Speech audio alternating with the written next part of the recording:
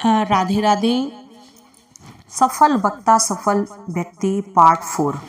इसमें हम माइक का डर, माइक और मंच का भय और वक्ता के जो 7 गुण हैं उसके बारे में हम चर्चा करेंगे। माइक का डर और मंच का भय कैसे होता है?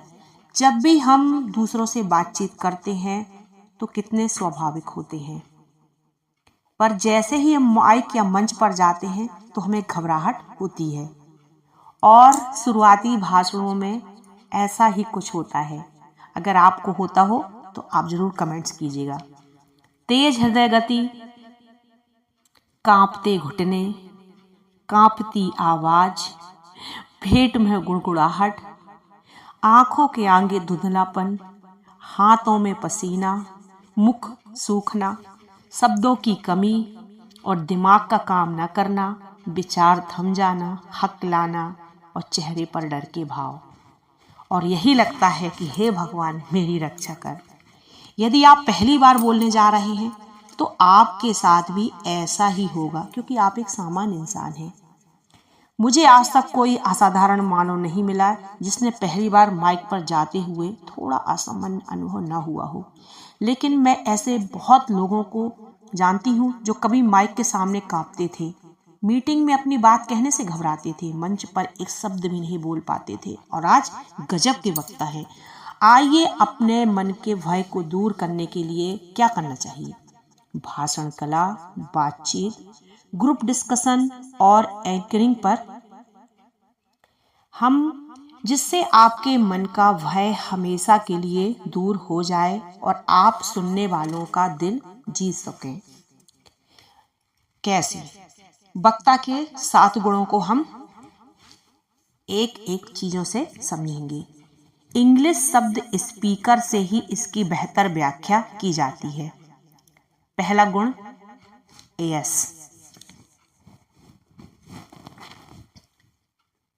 उत्तेजना पैदा करने वाला, जिसकी बातें मन में नया रोमांच और उत्तेजना पैदा करती हैं, जो जीवन और लक्ष्यों के प्रति उमंग पैदा करता है, जो सोचने के लिए मजबूर करता है और इस मशीनी जीवन में नए रंग भरने की क्षमता रखता है। स्माइलिंग, ये अपने चेहरे से कभी नहीं हटानी चाहिए। पॉजिटिव रहें, सकारात्मक रहें। दूसरा है अपना वक्ता के 7 गुणों में दूसरा आता है सकारात्मक, जिनके विचार हमें ऊंचाई और जीत की ओर ले जाते हैं। निराशा में आशा का संचार करते हैं, जो हर कठिनाई में एक अवसर दिखाता है, हमेशा पीठ थपथपाता और प्रेरणा देता है, समस्याओं से विचलित ना होकर उनके समाधान की बात करता है। ये पॉजिटिव होने के लक्षण हैं, चाहे कितनी भी निराशा आ जाए।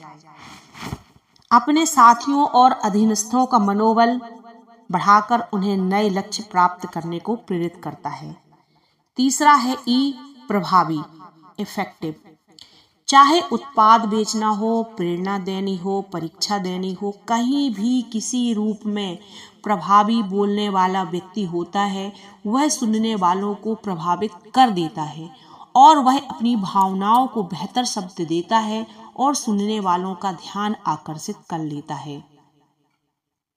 लक्ष्यवान, जिनकी बातों में छुपा हुआ या स्पष्ट सा कोई लक्ष्य हो, जिनकी बातें उन लक्ष्यों पर केंद्रित हो और जो अपनी बातों से स्पष्ट लक्ष्य उसे प्राप्त करने की योजना और अपने सपने दूसरों तक पहुंचाता है।